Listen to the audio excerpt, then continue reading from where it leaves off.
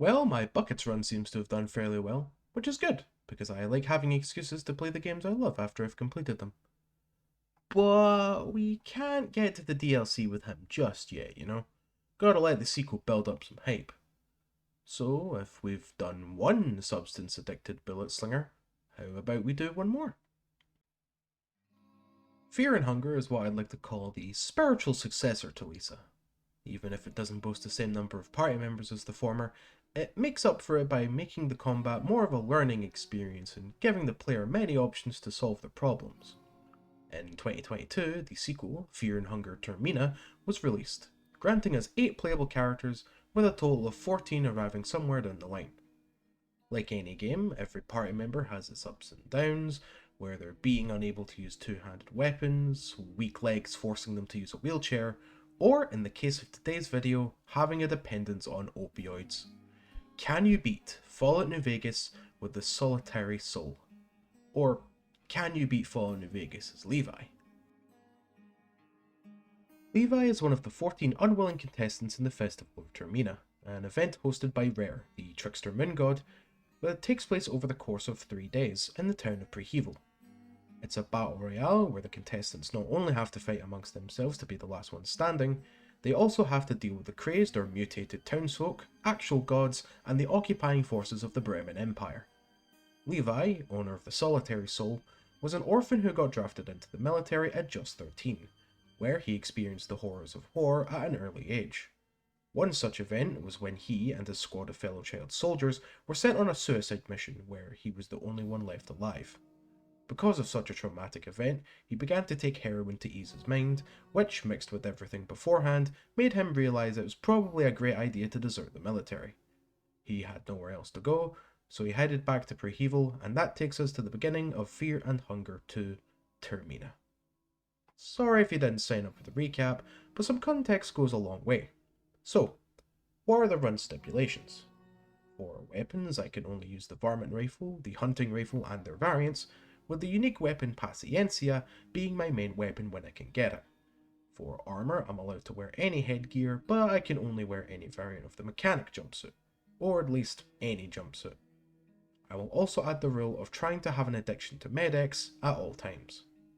So, with all of that out of the way, let the festivities begin. Obviously, we start off the run by waking up in Doc Mitchell's house, where I make my character look like this, steal everything that isn't nailed down, and assign my special stats. 6 strength, 6 perception, 5 endurance, 1 charisma, 5 intelligence, 10 agility, and 7 luck. In hindsight, I should have given him 5 strength and 6 endurance, because Levi can actually start off with 25 extra health points. But we'll be sniping from afar, so it doesn't really matter all that much. Guns, repair, and sneak for our attack skills, with skilled and trigger discipline for our traits. By the way, trigger discipline doesn't affect weapon spread, but it does reduce weapon sway, which would have been a nice thing to note in the description. So, with our character built, I quickly search up the console command for Med-X, spawn 100, jam 10 of them into my body, and put the other 90 into a locker box. And now our adventure begins. So I head to Chet to sell everything I have, as well as to buy some extra meds, 5.56 surplus rounds, and a scope for the varmint rifle. I head to Sunny to start on the tutorial, dropped all of my ammo to get even more of it, and sneak attack Joe Cobb. I then pass by the cemetery to not only grab the snow globe and the cigarette butt, but to do the funny skill glitch. I then progressed with Ghost Town Gunfight, recruited everyone with the power of reading, got light touch, and tested out my long range prowess before I realised that weapon spread was a thing in this game. Still, with the Powder Gangers defeated, I head in the direction of Sloan to take the Black Mountain shortcut, and more importantly, to get a hunting rifle. But whilst I'm in the area, I heal Snuffles' leg and fix the generator, before heading over to Black Mountain to kill Neil for his weapon. Sadly, this minor victory is short-lived when I get slapped around by a Nightkin and waste 7 of my fresh 308 rounds.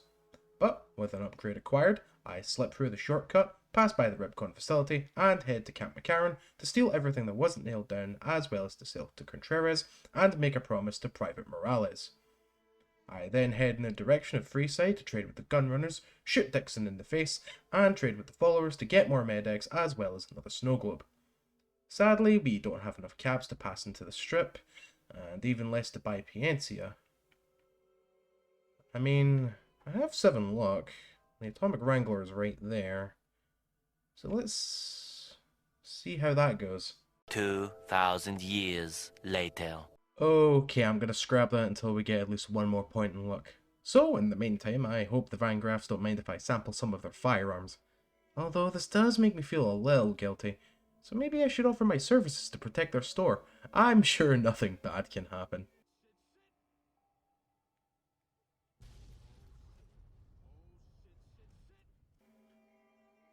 Oh, I fucked up. Still, with Simon distracted at floating Gloria, I managed to walk away with at least 6,000 caps and energy weapons and combat armor, which I sell to the Gunrunners and Blake of the Crimson Caravan, netting me some more 308 rounds in the process. But since we aren't finished up setting my character, I head to Westside to kill Daemont in St. James with the power of sneaking and a landmine. And if you say this invalidates the run, I will say I'm only giving them the landmines. It's not my fault their butts activate the deadly explosives. But with everything basically sorted, I head back to Goodsprings and go on to the normal route. I head to Novak, thoroughly enjoying my ability to snipe enemies, before heading into the Bison Steve to save Beagle. Although due to my weapon spread and lack of armour, it wasn't much of a breeze, since I had to deal with the asshole casting pyromancy trick. After dealing with the convicts with assault on my audience with a terrible montage, I meet with Beagle, who dies due to mysterious circumstances, before I screw up OBS like a massive idiot. The reason for this was because OBS updated recently and it reset all my recording options, so it was low quality, so I had to fix it, and it didn't rescale my New Vegas window when I did, and I kind of forgot. So I hope you like looking at New Vegas like you're pressed up against the screen. Uh, don't worry, it doesn't last long. I hope. I reprogram Prim Slim, kill some Vipers, head to the Mojave Outpost to talk to Ranger Ghost, kill some ants for Ranger Jackson, and kill some more Vipers. My OBS gets fixed by now, so enjoy New Vegas at a much higher quality without crashing constantly. Just in time too, as I failed to kill Oliver Swanwick in 2 shots due to my poor aiming. I would chalk this up to weapon spread, but I'll get to why that would be a poor excuse. But don't worry, I rectify this by shooting boxcars, because he's not getting my medics. No one's getting my medics. I tried to kill Volpez, but one of the Legion mongrels manages to pull a reverse get down Mr. President due to me forgetting that this game doesn't have bullet drop. Yeah, that went well. Still, I got enough XP to get toughness rank 1. And with that little roadblock, I sniped some Legion, sniped some Vipers, and finally made it to Novak, where I sold everything I had collected up to that point and bought Paciencia. Now, to explain why getting this is insanely good, Paciencia not only has bonus critical hit chance, it also has 110 critical hit damage. And you know what else has 110 critical hit damage? The anti-material rifle. Also, the Paciencia, like other hunting rifles, has a spread of 0.01, meaning it is not only insanely strong, it is insanely accurate. And to couple this with HP rounds or AP rounds, some devastating things can happen. But enough about guns. It's time to help the NCR like the good little soldier I am. I find the raider who has the bucket, equip said bucket because it's the best helmet I have so far, and go on to help Ranger Milo, by ignoring him completely and saving the NCR soldiers, as well as shooting Dead Sea in the face. I help Boone for his beret, here's the only part that people care about that, and head down the road to Boulder City, suppressing the urge to shoot the memorial. I sadly forgot to record the ensuing fight with the Great Khans, which I think I forgot to do like one other time during the run. I swear I press record every 20 minutes. I'm so sorry. But here's Jessup's bandana as proof of the battle. I head to Repcon to witness the aftermath of a canon event, tell Private Morales that her husband's body is secured, and talk to Major Dadry about hunting the Fiend leaders for some extra money. Cook was a bit troubling because it kept swaying due to his fireballs, but a few mags of AP rounds managed to bring him down. Violet was easy, although I managed to be too good of a shot and accidentally cord a schnasty headshot sneak crit. And Driver Nefai goes down with 2 body shots because he's a dumbass that only uses a golf club. After grabbing their heads and giving them the Datri, I reach level 10 and take Living Anatomy for more damage against humans, beat the snot out of Silas, even though I'm not Marco, and do piss more damage with my fists, and help Captain Curtis reach retirement.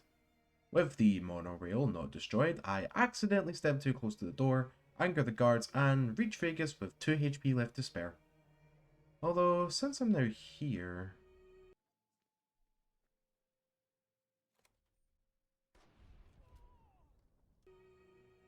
With that loose end tied up, I begin to help Tommy Torini with getting more people, as well as cashing in some stuff. I recruit Billy and Hadrian, head back to the outpost to finish the jobs for Ghost and Jackson, and sell some more stuff before I cure any stray addictions, buy medics to keep the only one that matters, and get an endurance and luck boost.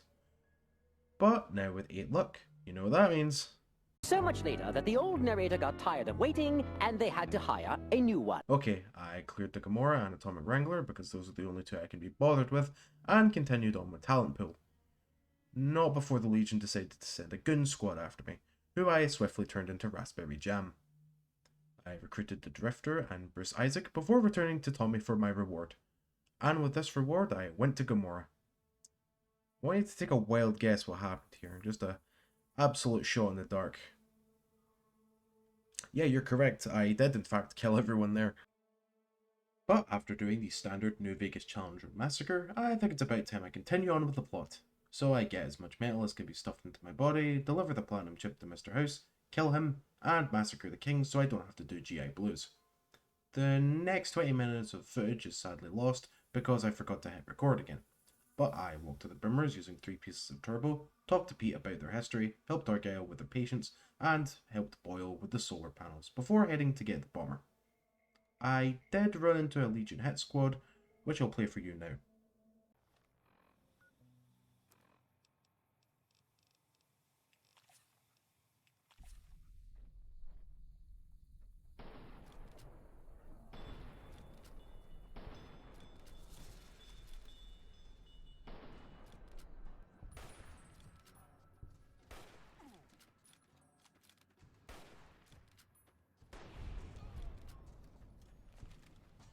Yeah, that was pretty cool, wasn't it?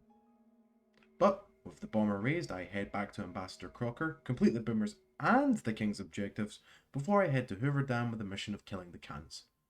I do remember that the NCR has a quartermaster, so I go and see him and purchase a combined 712 308 rounds, basically setting me for the rest of the run. Killed another hit squad, killed the cans, and headed to Hidden Valley to kill the Brotherhood. It goes about as expected when your outfit is designed to keep you clean, not protect you from bullets. But I managed to kill everyone in there, destroy the bunker, and head on my way to protect the President. It goes well. He doesn't die because the Legion are stupid and didn't expect a second sniper. But with everything wrapped up, we talk to General Oliver, I take better critical so I can absolutely destroy Lanius and make my way across the dam. But I'm not sure if all my perks can help me kill Lanius, so I came up, equip AP rounds, and hope for the best.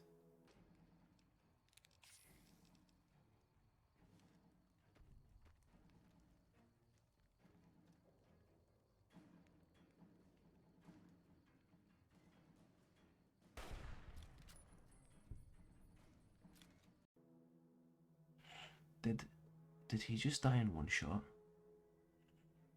Well, with Lanius absolutely obliterated, I talk to Oliver, become bisexual, which I'm pretty sure is something Norbert already did before, finish the game, and proving yes, you can beat Fallout New Vegas as a heroin-addicted child soldier.